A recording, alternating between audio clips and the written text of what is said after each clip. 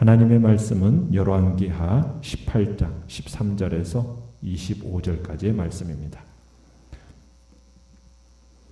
열왕기하 18장 13절에서 25절입니다.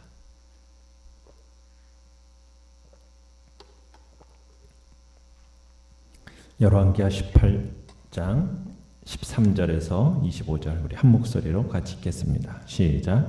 히스기야 왕 제14년에 아수르의 왕 사네립이 올라와서 유다 모든 견고한 성읍들을 쳐서 점령하매 유다의 왕 히스기야가 라기스로 사람을 보내어 아수르 왕에게 이르되 내가 범죄하였나이다. 나를 떠나 돌아가소서. 왕이 내게 지으시는 것을 내가 당하리이다 하였더니 아수르 왕이 곧 300달란트와 금 30달란트를 정하여 유다 왕 히스기야에게 내게 한지라. 히스기야가 이에 여호와의 성전과 왕궁 곳간에 있는 은을 다 주었고 또 그때에 유다 왕 히스기야가 여호와의 성전문의 금과 자기가 모든 기둥에 입힌 금을 벗겨 모두 아수르 왕에게 주었더라. 아수르 왕이 다르단과 랍사리스와 랍사게로 하여금 대군을 거느리고 라기스에서부터 예루살렘으로 가서 히스기야 왕을 치게 하매 그들이 예루살렘으로 올라가니라. 그들이 올라가서 윗못 수도 곁 곧 세탁자의 밭에 있는 큰 길에 이르러 서니라.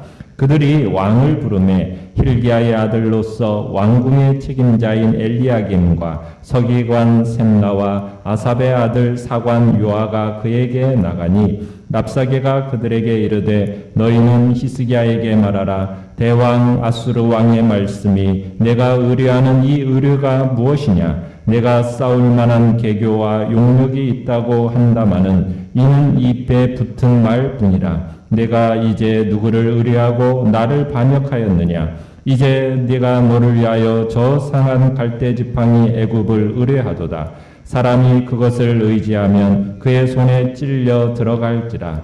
애굽의 왕 바로는 그에게 의뢰하는 모든 자에게 이와 같으니라. 너희가 내게 이르기를 우리는 우리 하나님 여호와를 의뢰하노라 하리라마는 히스기야가 그들의 산당들과 제단들을 제거하고 여호다와 예루살렘 사람에게 명령하기를 예루살렘 이 제단 앞에서만 예배하라 하지 아니하였느냐 하셨나니 청하건대 이제 너는 내 주 아수르 왕과 내기하라. 내가 만일 말을 탈 사람을 낼 수 있다면 나는 내게 말 2,000마리를 주리라. 내가 어찌 내 주의 신하 중 지극히 작은 지휘관 한 사람인들 물리치며 애굽을 의뢰하고 그 병거와 기병을 얻을 듯 하냐?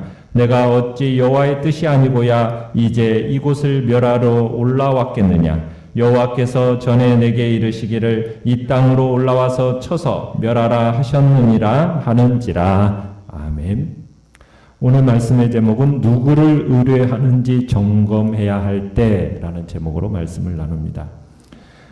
오늘 13절에 보시면 히스기야 왕 14년에 아수르 왕 사네립이 유다를 공격합니다. 사네립은 대군을 이끌고 진군해 와서 순식간에 유다의 모든 영토를 점령하게 됩니다. 처음부터 이 전쟁은 일방적인 전쟁이었어요. 그래서 사네립의 군대가 유다의 군인들과는 싸우는 데는 전혀 관심조차 두지 않았죠.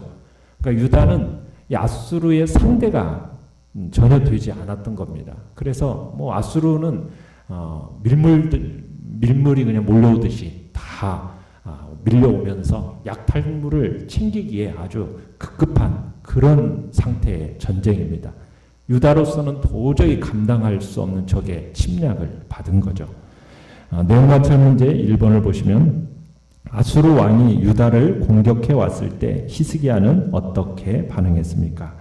순식간에 온 나라를 아수르에게 빼앗기게 되니까 히스기야가 부랴부랴 이제 사네립이 머물러 있던 라기스에다 사신을 보내서 잘못을 핍니다. 뭐라고 얘기를 하냐면 우리가 잘못했습니다. 철수만 해주신다면 요구하는 것은 무엇이든지 드리겠습니다. 이렇게 이제 얘기를 했어요. 이 라기스라는 곳은 예루살렘으로부터 남서쪽으로 약 50km 지점에 위치한 곳입니다. 그러자 이제 사네립이 아수르 왕 사네립이 히스기야에게 어느 정도를 지금 요구하고 있습니까? 자, 돈을 요구하는데 은 300달란트 그리고 금 30달란트를 요구합니다. 이게 어느 정도냐면 은이 약 25톤입니다. 그리고 금은 약 1톤. 엄청난 이 돈을 요구하고 있는 거죠. 그러니까 히스기야는 성전에 그래서 성전과 왕궁의 보물창고에 있는 것을 다 털어다가 돈을 만들어 보았습니다. 그렇지만 부족했어요. 그러니까 어떻게까지 하고 있습니까? 16절에 보니까 여호와의 성전의 성전 문에 금, 또 자기가 모든 기둥에 입힌 금, 그것까지 다 벗겨다가 사네립에게 보냅니다. 참 어떻게 보면 히스기야의 정권에 있어서 최대의 위기를 맞이하고 있는 겁니다. 어떻게 해서든지 외교적으로든 금전적으로든 타협점을 찾아보려고 그런 지금 각오 가운데 이 일들을 행하고 있는 거죠. 엄청난 돈을 지불할 준비를 하고 지금 그 돈을 만들어내기 위해서 최선을 다하고 있는 겁니다. 그만큼 절박한 상황인 거죠. 자, 그런데 그 돈을 줬어요.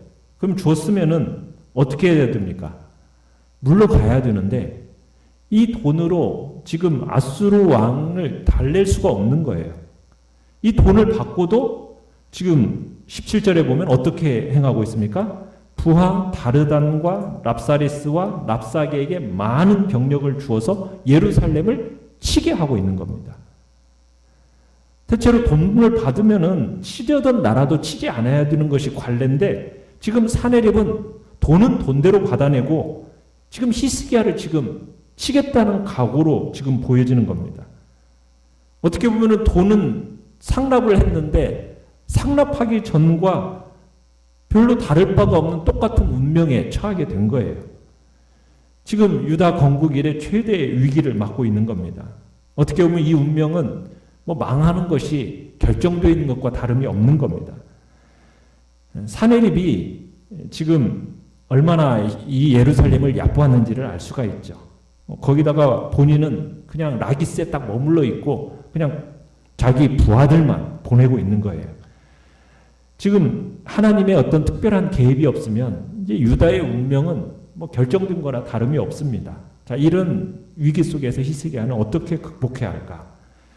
자, 17절에 가보시면은 지금 이 랍사게가 끌고 온 이 아수르군이 어디까지 오게 됐냐면 윗못 수도곁 곧 세탁자의 밭, 그러니까 빨래터로 가는 큰 길가에 이제 포진하게 됩니다. 이제 이 침략군과의 어떤 타협의 여지가 남아있는가 이걸 타진하기 위해서 3명의 국내 대신을 보내게 되는데요. 누구를 보내냐면 힐기야의 아들 엘리야김, 또 서기관 셈나, 아삽의 아들 기록관인 요아, 이렇게 세 사람을 랍사에게 보내서 맞이하게 합니다. 어떻게 해서든 문제를 유기적으로 풀어보겠다라는 큰 대가를 지불해고서라도 해결해보겠다라는 지금 그런 의지를 가지고 지금 3명을 보낸 겁니다. 근데 지금 아수르의 목적은 뭐냐면 유다를 멸망시키는 겁니다. 히스기야를 제거하는 지금 목적으로 온 것이기 때문에 지금 타협의 여지가 없어 보여요. 자, 내용마찰 문제 2번을 보시면 철군하지 않고 계속 예루살렘을 공략하는 아수르 왕의 신하 랍사게는 히스기야에게 어떤 말을 전합니까? 19절 20절에 보면 어떤 말을 이제 전하느냐면 예루살렘 성문 밖에 도착한 이 랍사게 큰 소리로 외치기를 시작하는 겁니다. 사네립의 말로 히스기야를 향해서 뭐라고 얘기하고 있습니까? 네가 의뢰하는 이 의뢰가 뭐냐는 거예요. 그리고 20절에 가보면은 네가 이제 누구를 의뢰하고 나를 반역했느냐 이렇게 묻고 있습니다. 지금 히스기야가 네가 도대체 뭘 믿고 나를 배반했냐, 쥐뿔도 없으면서 뭘 믿고 까부느냐, 이런 조롱조의 질타를 하고 있는 겁니다. 그러니까 지금 이 남유다는 아수르를 상대할 만한 적수가 못 되는 거죠. 자, 랍사게는 지금 유다가 대답으로 제시할 수 있는 모든 가능성을 철저히 배제하면서 지금 뭐 아수르에 대항할 만한 군사력도 없는 거고, 빈정되는 투가 23절에 가보면은 그런 얘기도 하죠. 2000필의 말을 내가 줄 텐데 그 말을 타고 싸울 만한 군인이라도 있느냐? 지금 그런 식으로 얘기하고 있는 겁니다. 자, 여호와 묵상 문제 3번을 보시면 왜 랍사게는 유다가 애굽과 하나님을 의지하는 것이 아무 소용없다고 했을까요? 자, 히스기야가 애굽을 믿고 반역했다면 그건 어리석은 일이라는 거예요. 애굽은 뭐와 같다라고 지금 21절에 이야기를 하고 있습니까? 상한 갈대 지팡이와 같은 거다. 애굽을 내가 만약 의지한다면 상한 갈대 지팡이를 의지하는 것이고 그 붙잡는 사람의 손을 상하게 만들 것이다 라는 비아냥을 하고 있는 겁니다. 이 표현을 쓰는 것은 애굽의 나일 강변에는 갈대가 많이 자랐습니다. 이 갈대가 애굽을 상징하는 말로 자주 쓰이는데요. 이 갈대가 겉으로 볼 때는 굉장히 수려하고 강해 보여요. 그런데 막상 꺾어서 그것을 의지할 지팡이로 삼으면요, 그 갈대가 어떻게 돼요? 이내 부러져서 아무짝에도 쓸모없는 것이 이게 애굽의 갈대입니다. 의지하려는 사람에게 도리어 상처를 주기가 일쑤라는 거예요. 그러니까 애굽이 그렇다라는 거예요. 애굽을 의지한다라는 것은 결국 아무런 도움도 줄 수 없는 허약해서 쓸데없는 존재다. 지금 그것을 나타내 주는 겁니다.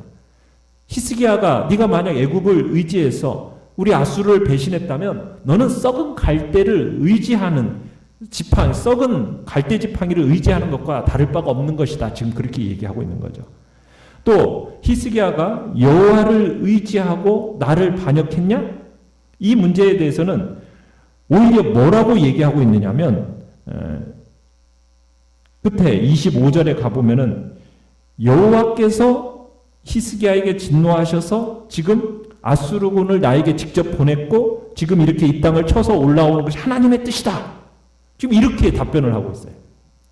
지금 이 일이 가능하게 된 이유는 뭐냐면 22절에 가보시면은 직접 지금 하나님이 히스기야에게 진노하셔서 아수르군을 보내셨다. 왜? 하나님이 진노하신 이유는 뭐냐면 히스기야가 종교개혁이랍시고 단행한 산당을 제거한 것 때문이다. 지금 이렇게 얘기하고 있는 겁니다.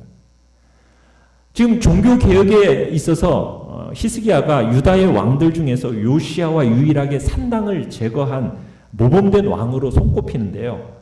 랍사게가 지금 이 산당을 제거하는 것을 가지고 지금 폭탄 선언을 하고 있는 겁니다.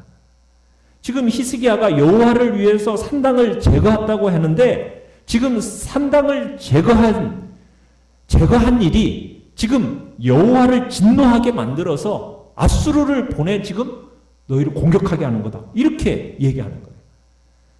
여러분, 이 랍사게의 말이 진짜입니까? 거짓입니까? 거짓이죠. 그런데 지금 이 성문 어귀에서 이 랍사게의 말을 듣고 있는 예루살렘 사람들에게는 그 말이 어떻게 들렸을까요? 그게 매우 치명적이고 위협적인 발언으로 들렸을 거예요. 왜? 지금 종교개혁의 취지를 의심하도록 만든 이야기거든요.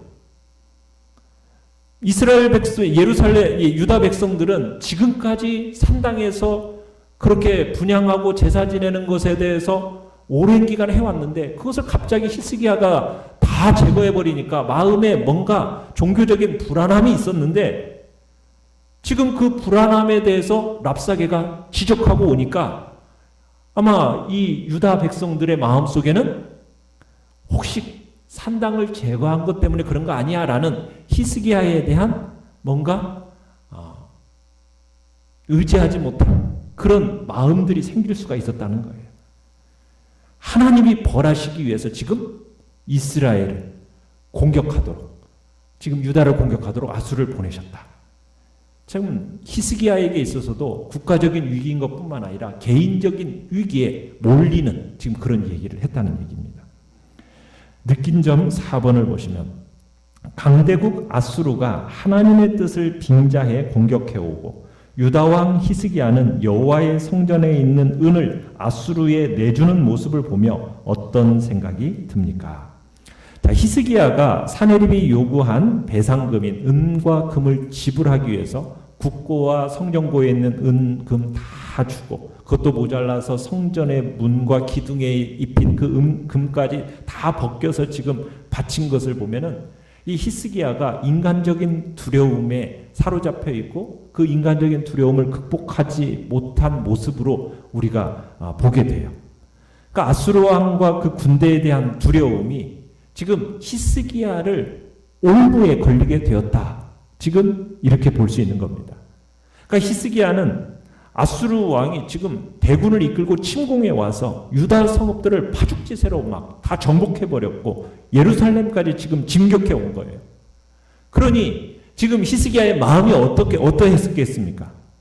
어떻게 보면 하나님께 대한 믿음도 잃어버리고 완전히 두려움에 빠져버린 겁니다. 그리고 그 두려움은 결국 히스기야로 하여금 아수르에 항복하게끔 만들고 치욕적인 수모를 당하게 만든 거죠. 우리의 삶 속에서도 어떤 위기의 상황이 우리에게 급박하게 막 달려오잖아요. 그래서 위협하고 그러면 우리의 마음이 어떻게 됩니까? 두려움에 사로잡히기가 쉬워요. 그러나 우리는 그런 상황 속에서 두려워해서는 안 됩니다. 어떤 환경 속에서도 두려워하지 말고 우리 주님은 우리에게 뭐라고 말씀하셨습니까? 담대하라고 말씀하셔요. 세상이 우리를 이기지 못한다는 거예요. 사탄이 우는 사자같이 우리를 위협해 덤빌지라도 주님께서 이미 그 사단의 세력들은 꺾으셨어요. 세상의 모든 세력들은 다 하나님의 주권 아래에서 진행되어진다는 거예요. 아무리 강한 영적 세력인 사탄은 우리를 이길 수 있습니까? 없습니까? 없어요. 무슨 일을 만나든다 할지라도 두려워하지 말고 담대히 나아가라는 거예요. 그런데 두려움이라는 것이 우리의 마음에 확 들어오면 우리의 마음에 들어온 이 두려움을 우리를 무기력하게 만들어버립니다. 그러면은 감히 싸울 엄두조차 못 내게 만들거든요. 우리는 그 두려움을 극복해내야 돼요. 어떻게 해요?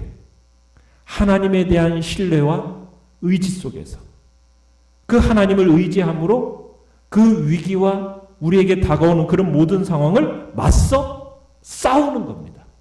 그러면은 충분히 극복하고 이길 수 있다라는 거예요. 이기는 것이 가능하다라는 거예요. 그렇게 두려움에 맞서야 되는데 지금 히스기야는 그 두려움에 맞서지 못하고 그 두려움에 맞서는 일에 실패했다라는 거예요. 우리의 삶에 여호와 하나님을 의지하고 나와 함께 하시는 하나님, 그분을 신뢰함으로 우리를 위협하는 이 세상 속에서 당당하게 맞서 싸우는 그런 복된 자리에 우리 모두가 있기를 간절히 바랍니다. 그래서 주님이 주시는 담대함과 평강으로 이 시대를 넉넉히 승리하는 자리에 우리 모두가 있기를 간절히 축원합니다. 결단과 적용 5번을 보십시오. 위기 앞에서 내가 먼저 보이는 태도는 무엇입니까?